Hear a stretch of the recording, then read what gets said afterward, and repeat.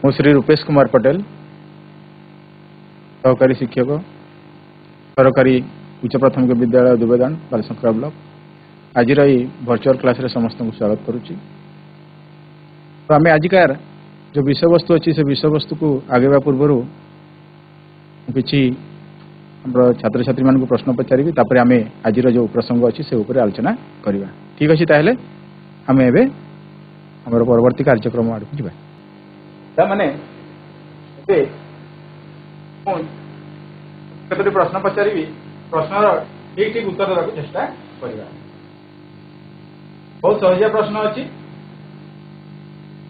प्रथम प्रश्न है आम देश केबे स्वाधीन होता।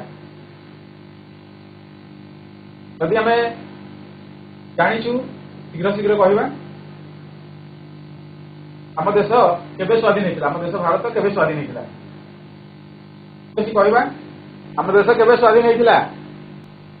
प्रश्न बोधे कष्ट होगला भाया लगुच कहवा समस्ते जानवा कथा यहाँ कहवा आम देश भारत केबे स्वाधीन होता। ठीक अच्छे प्रश्न जेहेतु आसुनी किसी प्रोब्लेम थी मु कहीदे। आम देश भारत 1947 मसीहा अगस्ट 15 तारीख दिन स्वाधीन होता। पूर्व जेहेतु आमको इंग्रेज माने शासन करते आम देश अनेक गुड़े छोट छोट राज्य विभक्त थिला। तो मोर द्वितीय प्रश्न है स्वाधीन पाइबा समय आम देश भारत केते गोटी छोट छोट राज्य विभाजित थिला। ये उत्तर आसी जाइए। आम देखुवा जे भारत वर्ष आम देश को छाड़ी गले समय भारत 556 छोट छोट राज्य विभाजित थिला। आमर भारत में आमर 539 तो भारत वर्ष स्वतंत्र हिसाब से पाकिस्तान रे आमर पाखापाखि 23 माने राज्य माने भाग भाग होगी।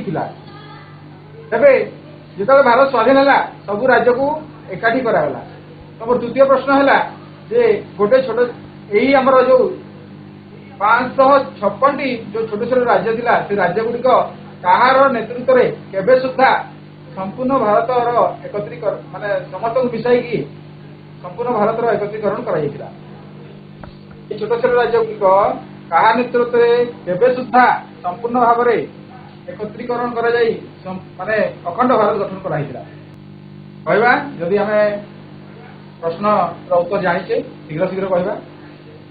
भारत आमर प्रथम गृहमंत्री सरदार वल्लभ भाई पटेल नेतृत्व में आमर 1950 मसीहा सुधा भारत जो छोट छोट राज्य गुड़िक एकाठी अर्थात एकत्रीकरण संपूर्ण भारतवर्ष जो आज आम जो स्वरूप देखुचु भारतवर्षर जो मानचित्र से संपूर्ण जो भारतर स्वरूप तांकर नेतृत्व में से छोट छोट राज्य गुड़िक मिसेकी माने अखंड भारत जो चित्र आम देखुचु तांकरी द्वारा ही संभव होता। ताहले आज जो विषय वस्तु अच्छी आमर अष्टम श्रेणी जो षष्ठ अध्याय अमेरिका एवं यूरोप रे जातीयतावादी आंदोलन और विप्लव सही क्रम आज आम आमर इटाली देश एकत्रीकरण विषय आम आज आलोचना करवा। ठीक अच्छे आम जब इतिहास पृष्ठा आगु पूर्व श्रेणी मान पढ़ीचु जे पृथ्वी में अनेक देश गुड़िक आ गोटे देश आक्रमण करके पराधीन करते पुणी से संघर्ष करके स्वाधीन होते। यही भाव में अनेक समय अनेक देश खंड विखंडित भाग भाग माने परिणत होता और परवर्ती समय से देश लोक मैंने पुणी एकत्रित होकर देश को अखंड करते। तो से भाया आमर इटाली जो इतिहास अच्छी इटाली सेमती अनेक खंड विभाजित था पुणी से देशर लोक मान द्वारा सबू जो खंड विखंडित राज्य गुड़िक एकाठी करके माने तार एकत्रीकरण कराइला से विषय आज आम आलोचना करवा। आमर आज जो विषय वस्तु अच्छी इटाली एकत्रीकरण। आम जानवा जे आमर जो पृथ्वी विभिन्न महादेश भितर यूरोप महादेश संभ्रांत महादेश से अनेक विकसित देश सबू एवं अच्छी इटाली एक माने विकसित देश। तो ही इटाली जो देश अच्छी यूरोप महादेश दक्षिण भाग में अवस्थित। ये आम मानचित्र देखा पाऊा ये आम देखा पाइबा यहाँ इटाली जोटा कि यूरोप दक्षिण भाग में अवस्थित और यार तीन पटे समुद्र जमी आम देश भारत तीन पटे समुद्र घेरी रही ठीक सेमती इटाली तीन पटे समुद्र घेरी रही। तेणु इटाली को एक उपद्वीप कहुए जमी भारत गोटे उपद्वीप सेमती इटाली आमर एक उपद्वीप। तो यार उत्तर में आल्प्स पर्वतमाला रही आमर ये देखुवा आम ये उपरे तार उत्तर दिगरे एटा आल्प्स पर्वत घेरी रही पूरा उत्तर सीमा को तार मानचित्र को आम जो देखा तार उत्तर भाग में पूरा संपूर्ण भाव में जिते अंचल आम देखु उत्तर भागटा आम आल्प्स पर्वत द्वारा परिवेशित होती। तो अष्टादश शताब्दी शेष भाग को इटाली तार राजनैतिक एकता हराई छोट छोट राज्य विभक्त होता। एवं आमर कौ शताब्दी चलती एकविंश शताब्दी ठीक सेमती अष्टादश शताब्दी माने 1800 आड़ को 1800 शताब्दी शेष भाग को इटाली राजनैतिक एकता हराई छोट छोट राज्य विभक्त अर्थात ता पूर्व कौन होता ना इटाली संपूर्ण भाव में गोटे राजा द्वारा शासित होता जेहेतु से अस्थिरता देखा एवं राजनैतिक एकता से हरइले परवर्ती समय से विभाजित होकर छोट छोट राज्य विभक्त होते। तो यही राज्य गुड़िक सब परस्पर सहित युद्ध व्यस्त होते ठीक सेमती जमी आम भारत वर्ष अनेक गुड़े छोट छोट राज्य थिला जहाँकि माने सब समय भारतीय मान भर भी सेमती अनेक समय परस्पर भितर लड़ाई करके शत्रु मानकर माने द्वारा पराजित होते शत्रु मान आम देशर लोक मैंने भी साहाय्य करते। तो से भाया इटाली अवस्था जे से कौन है ना छोट छोट राज्य विभक्त हेले और राज्य गुड़िक जो छोट छोट भाग में विभक्त हेले से कौन कले ना परस्पर मध्य सब युद्ध व्यस्त रोते निज भितर युद्ध करुले। और से समय कौन है ना ऑस्ट्रिया और स्पेन इटाली उपरे से प्राधान्य विस्तार करते जेहेतु जो माने जो देश दुर्बल हुए तार शत्रु देश माने ता उपरे आक्रमण करती एवं ताकू पराधीन करती। सही क्रम आमर इटाली जो पाखे अच्छी ऑस्ट्रिया और स्पेन से देश गुड़ाक आम देखा ये आमर ऑस्ट्रिया आउटा स्पेन ऑस्ट्रिया एवं ऑस्ट्रिया देश यहाँ स्पेन देश से कौन कले ना इटाली उपरे से प्राधान्य विस्तार कले अर्थात जेहेतु इटाली मैंने दुर्बल हो परस्पर भितर सब युद्ध लगी रहा निज निज भितर युद्ध लगे से तो तार सुजोग नहीं ऑस्ट्रिया और स्पेन से प्राधान्य विस्तार कले इटाली तापर जिते नेपोलियन बोनापार्ट समग्र इटाली को अधिकार करी ऑस्ट्रिया और स्पेन प्राधान्य मुक्त करते परवर्ती समय कौन होता ना नेपोलियन बोनापार्ट जे कि समग्र इटाली को आमर अधिकार करी ऑस्ट्रिया और स्पेन जो ऑस्ट्रिया और स्पेन इटाली उपर प्राधान्य विस्तार करते से परास्त करी ऑस्ट्रिया और स्पेन रु मुक्त करते से इटाली को फ्रांस रो शासनाधीन करी दृढ़ शासन देवा संगे संगे इटाली रो जातीय ऐक्य प्रतिष्ठा करते अर्थात ऑस्ट्रिया और स्पेन को से बेदखल करी प्राधान्य रू इटाली को मुक्त करते एवं से फ्रांस रो शासनाधीन करी अर्थात फ्रांस रो शासन को आनी सहित इटाली रो जातीय ऐक्य प्रतिष्ठा करते अर्थात पूर्व जो इटाली माने छोट छोट राज्य विभक्त होते परस्पर भितर युद्धरत थे भितर एकता ना तो से कौन कले ऑस्ट्रिया और स्पेन को सेठू दमन करी इटाली को पुणी गोटे राजनैतिक एकता भितर आनी पार्थिले भितर जातीय ऐक्य प्रतिष्ठा कर पार्थिले अर्थात इटाली मान भितर जातीय भाव प्रतिष्ठा कर पार्थिले। कौन है ना नेपोलियन बोनापार्ट को पतन पर अर्थात से तो ये आम चित्र देखुवा नेपोलियन बोनापार्ट को चित्र जे कि हमर इटाली को से एकतार सूत्र बांधि पारिथिले। तो नेपोलियन बोनापार्ट को पतन पर अर्थात से जेतबेले हारी गले वियना कांग्रेस द्वारा इटाली पूर्व भली विभाजित होइतिला। अर्थात नेपोलियन बोनापार्ट को पतन पर वियना कांग्रेस द्वारा गोटे संगठन वियना कांग्रेस द्वारा आमर इटाली पूर्व भली विभाजित होइतिला। पूर्व जेमती तांको पूर्व अर्थात नेपोलियन को पूर्व जेमती इटाली देशर अंचल गुड़ाक भाग भाग होइतिला तांको परे मध्य पूर्व भली विभाजित होइतिला। एवं ऑस्ट्रिया अधीन उत्तर इटाली लोमार और भेन्सिया एवं केंद्रीय इटाली टास्कानी पार्मा और मेडेना राज्य गुड़िक रहिला दक्षिण इटाली मध्य भागरे एवं मध्य भागरे थिबा रोम एवं तार निकटवर्ती अंचल रे पोप को शासनाधीन रहिला। एठी आमे देखुथिबा अब मानचित्र भी आमे देखि सारछु जे इटाली जो उत्तर भाग जो लोमार्ड आ भेन्सिया एवं केंद्रीय इटाली टास्कानी अर्थात केंद्र भाग जो टास्कानी पार्मा एवं मडेना राज्य गुड़िक रहिला एवं शेष आड़ को दक्षिण इटाली मध्य भाग रोम एवं तार निकटवर्ती अंचल रे पोप को शासनाधीन रही। अर्थात विभिन्न भाग होगी आमर इटाली विभिन्न राजा एवं पोप को द्वारा शासनाधीन रही। केवल आमर जो अच्छी पिडमंट सार्जिनिया इटाली राजवंशर शासकों दिन में रहिला। पिडमंट एवं सार्जिनिया जो दुईटा अंचल अच्छी जोटा कि इटाली जो राजवंश सेठी शासन करते से शासकों अधिकार रहिला। बाकी गुड़ाक सब उत्तर उत्तर उत्तर अंचल अलग मध्य अंचल अलग दक्षिण अंचल अलग अलग लोक मान द्वारा से शासनाधीन रहिला। केवल जोड़ा इटाली राजवंश थिला से जो शासन करते जो अंचल से अंचल भितर आमर पिडमंट एवं सार्जिनिया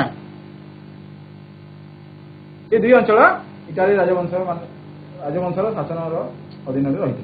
यही राजवंशर राजा प्रथम विक्टर इमानुएल इटाली शासक थिले। एठी आमे देखुथिबा एठी आमर एटा नेपोलियन बोनापार्ट को चित्र। एठी पोप जे कि आमर ख्रीष्ट धर्मर धर्मगुरु जहाँकर भाटिकान सिटी नाम आज भी गोटे राज्य इटाली देश में अच्छी सेठिकार से शासक। तापरे एटा हेले आमर इटाली राजवंश राजा विक्टर इमानुएल जे कि अष्टदश शताब्दी इटाली राजा हिसाब से आमर फंट एवं सार्जिनिया जो अंचल अच्छी सेठी से शासन करथिले। तापरे आमे देखिबा परवर्ती समय इटाली एकत्रीकरण पोप चाहू नथिबा बेले ऑस्ट्रिया मध्य इटालीय मानक मध्य एकता और जातीयता भाव सृष्टि करिवारे प्रतिबंधक सृष्टि करथिला। जेहेतु स्पेन एवं ऑस्ट्रिया इटाली को स्वाधीन करिकी से दखल करथिले एवं तांकु शासन करुथिले एवं सेठी शोषण मध्य करुथिले। तो से माने केबे चाहिबे कि जे इटाली गोटे स्वाधीन राष्ट्र हो सेठिका लोक माने स्वाधीन भाव में जीवन यापन करंतु केबे भी चाहिबे जेमती इंग्रेज माने दीर्घ 200 वर्ष धरिक आमको शासन करथिले सहजरे भी आमको स्वाधीनता दे नथिले। से चाहू नथिले जे भारत स्वाधीन हो दीर्घ समय धरिक आम एठी शासक हबु एवं भारत धन संपत्ति लुठन करिवु एया तांकर विचार थिला। ठीक सेही परि इटाली जो एकत्रीकरण पई पोप भी चाहू नथिले जेतु पोप भी गोटे अंचल माडी बसिथिले एवं से भी शासक थिले से शोषण करथिले लोक मान ठारू विभिन्न प्रकार अन्याय अत्याचार करके जहाँ भी स्वाधीन करके रखिथिले। ऑस्ट्रिया मध्य इटाली मानकर मध्य एकता और जातीयता भाव सृष्टि करिवारे प्रतिबंधक सृष्टि करथिला। कारण से चाहूला जे इटाली को प्रधान करके रखिबा। तो ठीक सही समय कौन हुए ना आम भारत वर्ष जमी भी विभिन्न समय आम अनेक समय दीर्घ 800 वर्ष धरिक पराधीन थे खाली इंग्रेज मैंने आमको पराधीन करते से कथा नुह।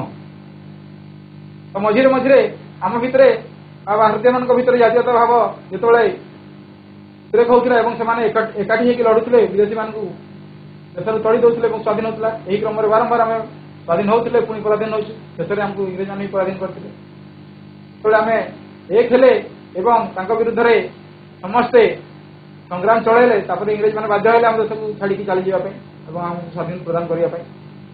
ठीक से इटाली जो लोक मैंने थे ମାନେ ପରବର୍ତ୍ତୀ ସମୟରେ ଜାତୀୟତା ଭାବ ସୃଷ୍ଟି ହୋଇଥିଲା ଏବଂ ସମସ୍ତେ ଏକ ହେଇକି ବିଦେଶୀ ଶକ୍ତି ମାନଙ୍କ ବିରୁଦ୍ଧରେ ଲଢିଥିଲେ।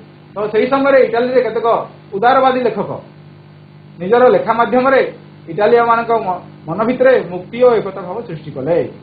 ଯେମିତି ଆମ ଦେଶର ଅନେକ ଜାତୀୟ କବି ମାନେ ଦେଶପ୍ରେମମୂଳକ କବିତା ବିଭିନ୍ନ ପ୍ରକାର ପ୍ରବନ୍ଧ ଏମିତି ଲେଖିକି ସମାଜପତ୍ରରେ ବା ପ୍ରଚାର ପ୍ରସାର ଦ୍ୱାରା ଲୋକମାନଙ୍କ ଭିତରେ ଜାତୀୟତା ଭାବ ସୃଷ୍ଟି କରିପାରିଥିଲେ। ତ ଠିକ୍ ସେହି ସମୟରେ ଇଟାଲୀରେ ମଧ୍ୟ କିଛି ଲେଖକ ତାଙ୍କ ଲେଖା ଦ୍ୱାରା ଏମିତି ସେ ଲେଖା ସବୁ ଲେଖୁଥିଲେ ଯାହାଦ୍ୱାରା ଇଟାଲୀର ଲୋକମାନଙ୍କ ଭିତରେ ଦେଶପ୍ରେମର ଭାବନା ଏବଂ ମୁକ୍ତି ପାଇବାର ଭାବନା ଅର୍ଥାତ୍ ସ୍ୱାଧୀନ ଜୀବନଯାପନ କରିବା ଯେଉଁ ଇଚ୍ଛା ଏବଂ ସେଟା କେତେବେଳେ ସମ୍ଭବ ହେବ ଯେତେବେଳେ ଲୋକମାନଙ୍କ ଭିତରେ ଏକତାର ଭାବ ସୃଷ୍ଟି ହେଉଥିବ। ସେ ହିସାବରେ ସେହି ଲେଖକମାନେ ତାଙ୍କ ଭିତରେ ଏକତାର ଭାବ ସୃଷ୍ଟି କରିପାରିଥିଲେ ଏବଂ ତାଙ୍କ ମନ ଭିତରେ ମୁକ୍ତିର ଭାବନା ଅର୍ଥାତ୍ ସ୍ୱାଧୀନତାର ଭାବନା ଭରି ଦେଇଥିଲେ।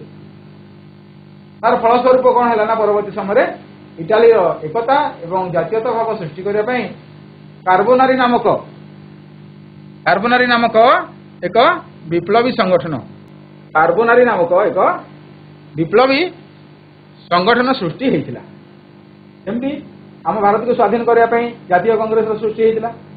ଅନେକ କ୍ରାନ୍ତିକାରୀ ମାନେ ମଧ୍ୟ ବିଭିନ୍ନ ସଂଗଠନ ସୃଷ୍ଟି କରିକିରି ଇଂରେଜମାନଙ୍କ ବିରୁଦ୍ଧରେ ଲଢୁଥିଲେ। ତ ସେହି ସମୟରେ ଇଟାଲୀରେ ମଧ୍ୟ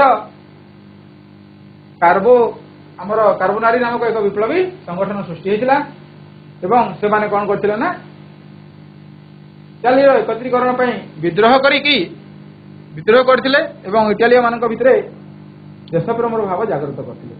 ଯେହେତୁ ଯେକୌଣସି ସଂଗ୍ରାମ କରିବା ପାଇଁ ଗୋଟେ ମୂଳ ସଂଗଠନ ଦରକାର, ଆମ ଦେଶରେ ବି ସେଇଟା ହେଇଥିଲା।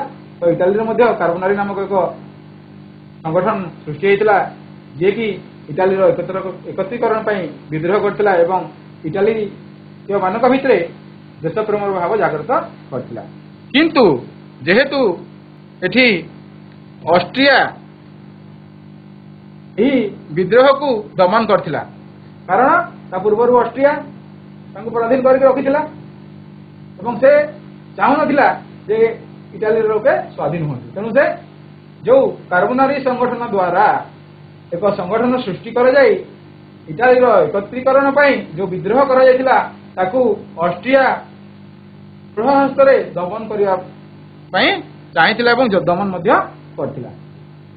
ଠିକ୍ ସେହିପରି ଯେଉଁ ଏଠି ଆମେ ଚିତ୍ରରେ ଦେଖୁଥିବା ଏଇଟା ଆମର କାର୍ବୋନାରୀ ସଂଗଠନର ଯେଉଁ ସଦସ୍ୟଗଣ ସେମାନେ କେମିତି ଏକଜୁଟ ହେଇକି ମାନେ ଇଟାଲୀ ସ୍ୱାଧୀନ କରିବା ପାଇଁ ବା ଇଟାଲୀକୁ ଏକତ୍ରୀକରଣ କରିବା ପାଇଁ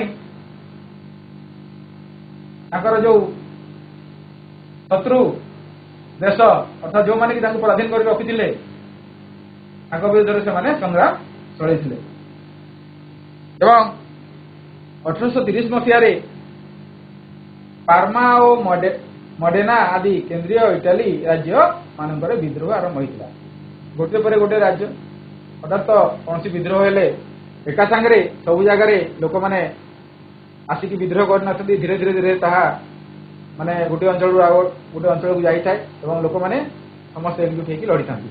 ତ ସେହି କ୍ରମରେ 1830 ମସିହାରେ ପାର୍ମା ଓ ମଡେନା ଆଦି କେନ୍ଦ୍ରୀୟ ଇଟାଲୀ ରାଜ୍ୟ ମାନଙ୍କରେ ବିଦ୍ରୋହ ଆରମ୍ଭ ହୋଇଥିଲା ଏବଂ ଅଷ୍ଟ୍ରିଆ କ'ଣ କରିଥିଲା ନା ପୁନର୍ବାର ଦୃଢ଼ ହସ୍ତରେ ବିଦ୍ରୋହକୁ ଦମନ କରିଥିଲା। ଅର୍ଥାତ୍ ଆମେ ଯଦି ଦେଖିବା ଇଟାଲୀର ଯେଉଁ କେନ୍ଦ୍ରୀୟ ଅଞ୍ଚଳ ଅଛି ଏଇଠି ଏ ଅଞ୍ଚଳରେ ପ୍ରଥମେ ଆମର ବିଦ୍ରୋହ ଆରମ୍ଭ ହୋଇଥିଲା, ଯେଉଁଟାକି ଅଷ୍ଟ୍ରିଆ ଆମର ଦମନ କରିବା ପାଇଁ ଚାହିଁଥିଲା ତାକୁ ଦୃଢ଼ ହସ୍ତରେ। ଆଗରୁ ତ ବିଦ୍ରୋହକୁ ଦମନ କରିଥିଲା, ପୁଣି 1830 ମସିହାରେ ଯେଉଁ ଆନ୍ଦୋଳନ ହେଇଥିଲା ତାକୁ ମଧ୍ୟ ଅଷ୍ଟ୍ରିଆ ଦୃଢ଼ ହସ୍ତରେ ବିଦ୍ରୋହକୁ ଦମନ କରିଥିଲା। ସେଇ ବିଦ୍ରୋହକୁ ସେ ଦବାଇ ଦେବା ପାଇଁ ଚାହିଁଥିଲା। ସେହି ସମୟରେ ଅଷ୍ଟ୍ରିଆର ପ୍ରଭୁତ୍ୱ ଲୋପ କରି ଓ ଇଟାଲୀ ଭାଷାଭାଷୀ ମାନଙ୍କୁ ଏକତ୍ର କରି ଏକ କେନ୍ଦ୍ରୀୟ ଶାସନ ପ୍ରତିଷ୍ଠା କରିବା ପାଇଁ ଇଟାଲୀୟ ଜାତୀୟତାବାଦୀ ଦେଶପ୍ରେମୀ ମାନଙ୍କର ନେତୃତ୍ୱରେ ଉଦ୍ୟମ ଆରମ୍ଭ ହୋଇଥିଲା। ଯେହେତୁ ସବୁବେଳେ ଅଷ୍ଟ୍ରିଆ କ'ଣ କରୁଥିଲା ନା ଯେଉଁ ଇଟାଲୀୟ ମାନେ ଆନ୍ଦୋଳନ କରୁଥିଲେ ଇଟାଲୀକୁ ଏକତ୍ରୀକରଣ କରିବା ପାଇଁ ସବୁବେଳେ ସେ କଣ କରୁଥିଲା ନା ତାକୁ ଦୁର୍ହସ୍ତରେ ଦମନ କରିଦେଉଥିଲା। ସେଇ ଆନ୍ଦୋଳନକୁ ସେ ଚଳାଇବା ପାଇଁ ଦେଉନଥିଲା। ଆନ୍ଦୋଳନକାରୀଙ୍କୁ ଜୋର ଜବରଦସ୍ତି ସେ ଆନ୍ଦୋଳନରୁ ଓହରିବା ପାଇଁ ଚାପ ସୃଷ୍ଟି କରୁଥିଲା ଏବଂ ଦମନ ମଧ୍ୟ କରୁଥିଲା। ବିଭିନ୍ନ ପ୍ରକାର ମାନେ ଆମେ ବି ଜାଣିଥିବା ସ୍ୱାଧୀନ ସଂଗ୍ରାମୀ ମାନଙ୍କୁ ଯେମିତି ଅନ୍ୟାୟ ଅତ୍ୟାଚାର କରାହୁଏ, ମାଡ଼ ପିଟ ଗୋଳି ବାରୁଦ ମାନେ ଗୋଳିରେ ବନ୍ଧୁକରେ ବିଭିନ୍ନ ପ୍ରକାର ଅନ୍ୟାୟ ଅତ୍ୟାଚାର କରିକି ଦମନ କରାହୁଏ। ତ ସେହି ସମୟରେ ଅଷ୍ଟ୍ରିଆର ପ୍ରଭୁତ୍ୱ ଅର୍ଥାତ୍ ଅଷ୍ଟ୍ରିଆ ଇଟାଲୀ ଉପରେ ଯେଉଁ ପ୍ରଭୁତ୍ୱ ବିସ୍ତାର କରିଥିଲା ତାକୁ ଲୋପ କରିବା ପାଇଁ ଏବଂ ଇଟାଲୀର ବା ଇଟାଲୀ ଭାଷାଭାଷୀ ରାଜ୍ୟମାନଙ୍କୁ ଏକତ୍ର କରି ଏକ କେନ୍ଦ୍ରୀୟ ଶାସନ ପ୍ରତିଷ୍ଠା କରିବା ପାଇଁ ଇଟାଲୀର ଜାତୀୟତାବାଦୀ ଦେଶପ୍ରେମୀମାନଙ୍କ ନେତୃତ୍ୱରେ ଉଦ୍ୟମ ଆରମ୍ଭ ହୋଇଥିଲା। ଅର୍ଥାତ୍ ଇଟାଲୀ ଦେଶର ଯେଉଁ ଜାତୀୟତାବାଦୀ ଦେଶପ୍ରେମୀ ଥିଲେ ସେମାନେ ଯେଉଁମାନେ କି ଦେଶକୁ ଭଲ ପାଉଥିଲେ ସେମାନଙ୍କ ନେତୃତ୍ୱରେ ସମଗ୍ର ଇଟାଲୀ ଭାଷାଭାଷୀ ଅଞ୍ଚଳର ଲୋକମାନଙ୍କୁ ଏକତ୍ରିତ କରାଯାଇକି ତାଙ୍କ ଭିତରେ ଦେଶପ୍ରେମର ଭାବନା ଉଦ୍ରେକ କରିକି ଇଟାଲୀକୁ ଏକ କରିବା ପାଇଁ ଉଦ୍ୟମ ଆରମ୍ଭ ହୋଇଥିଲା। ତ ସେଇ ଯେଉଁ ନେତୃବୃନ୍ଦ ଥିଲେ ସେଇ ସମୟର ତ ଇଟାଲୀର ଏକତ୍ରୀକରଣ ସ୍ୱପ୍ନକୁ ସାକାର କରିବା ପାଇଁ ଆଗେଇ ଆସିଥିଲେ 3 ଜଣ ଦେଶପ୍ରେମୀ ଯେଉଁମାନଙ୍କ ନାଁ ଆମର ମାଜିନି, କାଭୁର ଓ ଗାରିବାଲ୍ଡି। ଯୋଉଟା କି ଖାଲି ମାଜିନି ନୁହଁ, ତାଙ୍କ ପୁରା ନାଁ ହେଉଛି ଜୋସେଫ ମାଜିନି ଏବଂ କାଉଣ୍ଟ ଆମର ଏଇଟା ଜୋସେଫ ମାଜିନି, ଏଇଟା ହେଲେ କାଭୁର ଯୋଉଟା କି ତାଙ୍କ ପୁରା ନାଁ ହେଲା କାଉଣ୍ଟ କାଭୁର ଏବଂ ଗାରିବାଲ୍ଡି। ଏଇ 3 ଜଣ ଯୋଉ ଦେଶପ୍ରେମୀ ନେତା ଯୋଉମାନେ କି ଇଟାଲୀର ଏକତ୍ରୀକରଣ କରିବା ପାଇଁ ଇଟାଲୀ ଭାଷାଭାଷୀ ରାଜ୍ୟମାନଙ୍କୁ ଏକତ୍ର କରିକି ଏକ କେନ୍ଦ୍ରୀୟ ଶାସନ ପ୍ରତିଷ୍ଠା କରିଥିଲେ, ଗୋଟେ କେନ୍ଦ୍ରୀୟ ସରକାର ପ୍ରତିଷ୍ଠା କରିଥିଲେ ଏବଂ ତାହାରି ମାଧ୍ୟମରେ ସେମାନେ ଇଟାଲୀକୁ ଏକ କରିବା ପାଇଁ ଉଦ୍ୟମ ଆରମ୍ଭ କରିଥିଲେ। ତ ଏଇ 3 ଜଣ ମହାପୁରୁଷ ବା ସେଇ ଇଟାଲୀ ଦେଶର ଯୋଉ ଜାତୀୟତାବାଦୀ ଯୋଉ ନେତା ଯୋଉମାନେ କି ସେଇ ସମୟରେ ସଂଗ୍ରାମ ଆରମ୍ଭ କରିଥିଲେ। ତ ଆଜି ଏ 3 ଜଣ ଭିତରୁ ଆମେ ଜୋସେଫ ମାଜିନିଙ୍କର ନେତୃତ୍ୱର କଥା ଆଲୋଚନା କରିବା। ଜୋସେଫ ମାଜିନି ଇଟାଲୀର ଜେନୋଆ ଠାରେ 1805 ମସିହାରେ ଜନ୍ମଗ୍ରହଣ କରିଥିଲେ। ଇଟାଲୀର ଯୋଉ ଜେନୋଆ ନାମକ ଏକ ସ୍ଥାନରେ 1805 ମସିହାରେ ଜନ୍ମଗ୍ରହଣ କରିଥିଲେ। ପ୍ରଥମେ ସେ କାର୍ବୋନାରୀ ସଂଗଠନରେ ଯୋଗ ଦେଇଥିଲେ। ଆମେ ଆଗରୁ ଆଲୋଚନା କରିଛୁ କାର୍ବୋନାରୀ ସଂଗଠନ ମାଧ୍ୟମରେ ଇଟାଲୀର ଏକତ୍ରୀକରଣ ପାଇଁ ଚେଷ୍ଟା କରାଯାଇଥିଲା।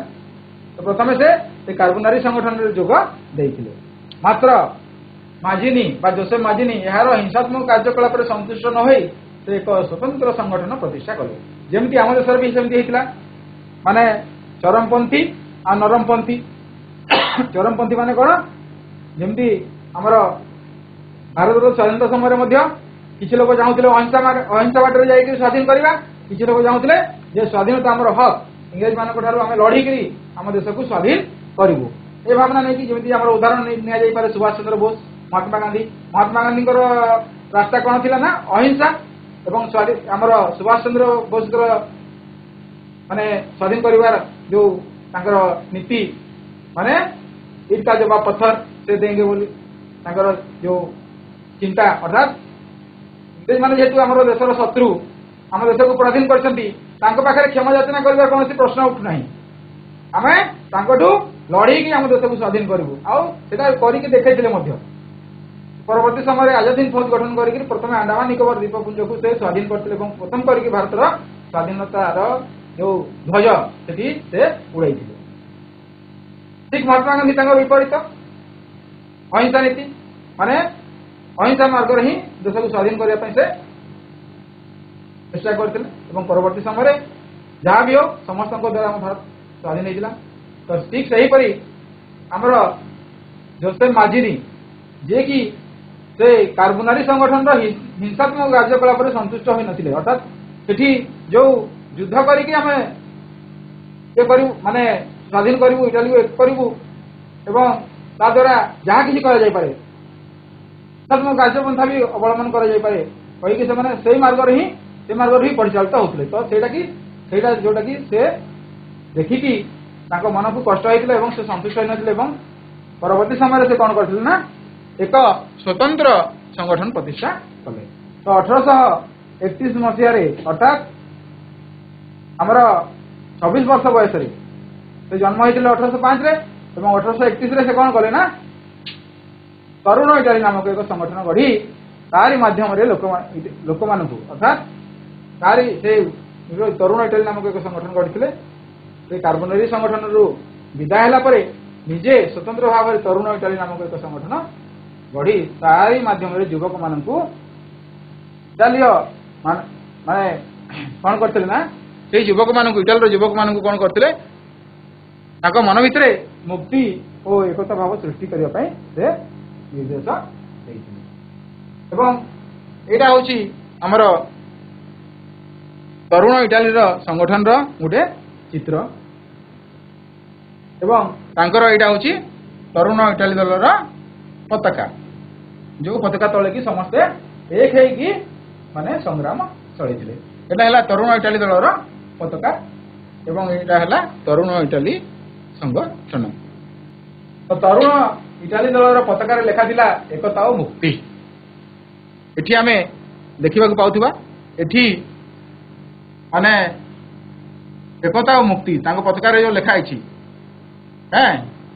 ଏନିୱାନ୍ ଫୋର୍ସ ଇଲେବଟ୍ ଅର୍ଥାତ୍ ଏକତା ଓ ମୁକ୍ତି ତାଙ୍କର ଏଇଟା ପତାକାରେ ଲେଖାଥିଲା। ଏହି ଯୁବକମାନଙ୍କ ଦ୍ୱାରା ଗଣ ବିପ୍ଳବ ମାଧ୍ୟମରେ ଏକତା ପ୍ରତିଷ୍ଠା କରିବା ଲକ୍ଷ୍ୟ ଥିଲା। ଅର୍ଥାତ୍ ଯେଉଁ ଯୁବକମାନଙ୍କୁ ନେଇକି ସେ ତରୁଣ ଇଟାଲୀ ନାମକ ସଂଗଠନ କରିଥିଲେ ଏବଂ ସେ ଯୁବକମାନଙ୍କ ଦ୍ୱାରା ଗଣ ବିପ୍ଳବ ମାଧ୍ୟମରେ ଅର୍ଥାତ୍ ସମଗ୍ର ଇଟାଲୀ ଦେଶର ଯୁବକମାନଙ୍କ ଭିତରେ ଗୋଟେ ପ୍ରକାର ବିପ୍ଳବାତ୍ମକ ଭାବନା ସୃଷ୍ଟି କରିକି ଇଟାଲୀକୁ ଏକତ୍ରୀକରଣ କରିବା ତାଙ୍କର ଲକ୍ଷ୍ୟ ଥିଲା। ତ ମାଜୋନିଙ୍କ ନେତୃତ୍ୱରେ ବିପ୍ଳବୀମାନେ ରୋମରେ ପୋପ୍ ଶାସନର ଅବସାନ ଘଟାଇ ସେଠାରେ ସାଧାରଣତନ୍ତ୍ର ପ୍ରତିଷ୍ଠା କରିଥିଲେ। ଯେହେତୁ କେନ୍ଦ୍ର ଅଞ୍ଚଳରେ ପୋପ୍ ଶାସକ ଥିଲେ ଏବଂ ପୋପ୍ ଚାହୁଁନଥିଲେ ଇଟାଲୀ ଏକତ୍ରୀକରଣ ଓ ଇଟାଲୀର ଲୋକମାନେ ସ୍ୱାଧୀନ ଭାବରେ ଜୀବନଯାପନ କରନ୍ତୁ।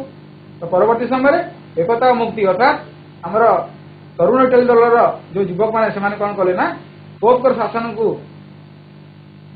ଅନ୍ତ ଘଟାଇକି ସେମାନେ ସେଠାରେ ସାଧାରଣତନ୍ତ୍ର ପ୍ରତିଷ୍ଠା କରିଥିଲେ ଅର୍ଥାତ୍ ଗଣତନ୍ତ୍ର ଶାସନ ପ୍ରତିଷ୍ଠା କରିଥିଲେ ଏବଂ ତାଙ୍କର ତରୁଣ ଇଟାଲୀ ସଂଗଠନ ସିସିଲିରେ ବିଦ୍ରୋହ କରିଥିଲା। ଏଠି ଆମେ ଇଟାଲୀର ମାନେ ଗୋଟେ ମାନଚିତ୍ର ଅଛି,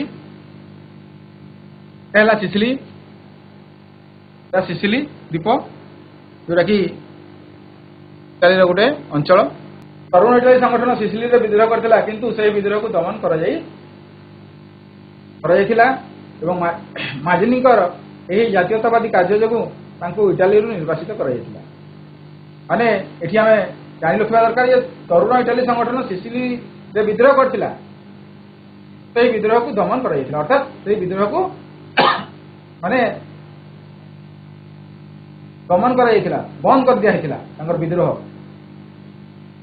ପରବର୍ତ୍ତୀ ସମୟରେ ମାଜିନିଙ୍କର ଏହି ଜାତୀୟତାବାଦୀ କାର୍ଯ୍ୟ ଯୋଗୁଁ ତାଙ୍କୁ ଇଟାଲୀରୁ ନିର୍ବାସିତ କରାଯାଇଥିଲା।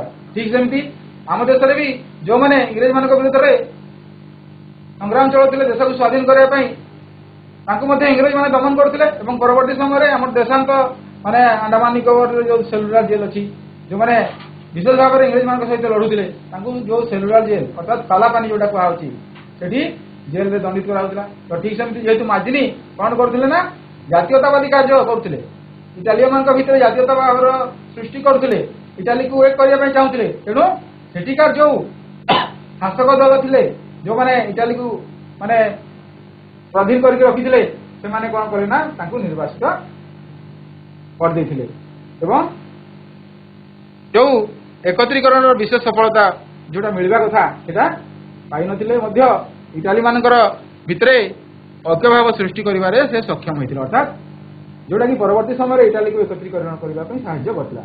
ସେହି ସମୟରେ ଯଦିଓ ସେମାନେ ବା ମାଜିନି ଯଦିଓ ଇଟାଲୀକୁ ଏକ କରିପାରିନଥିଲେ କିନ୍ତୁ ତାଙ୍କର ଯେଉଁ ଜାତୀୟତାର ଭାବ ସେହି ଦେଶର ଯୁବକମାନଙ୍କ ଭିତରେ ଯେଉଁ ଜାତୀୟତାର ଭାବର ବୀଜ ବୋପନ କରିଥିଲେ ତାହା ପରବର୍ତ୍ତୀ ସମୟରେ ତାଙ୍କ ଭିତରେ ଗୋଟେ ଏକତାର ଭାବନା ସୃଷ୍ଟି କରିଥିଲା ଏବଂ ସେମାନେ ଏକ ହେଇକି ପରବର୍ତ୍ତୀ ସମୟରେ ଇଟାଲୀର ଏକତ୍ରୀକରଣ କରିପାରିଥିଲେ, ଯେଉଁଟାକି ମାଜିନି ତାଙ୍କୁ ମାଜିନିଙ୍କ ଦ୍ୱାରା ହିଁ ସେମାନେ ସେଇ ଭାବନାର ଯୋଉ ତାଙ୍କ ଭିତରେ ଉଦ୍ରେକ ହେଇଥିଲା ତାଙ୍କ ଦ୍ୱାରା ହିଁ ସମ୍ଭବ ହେଇଥିଲା।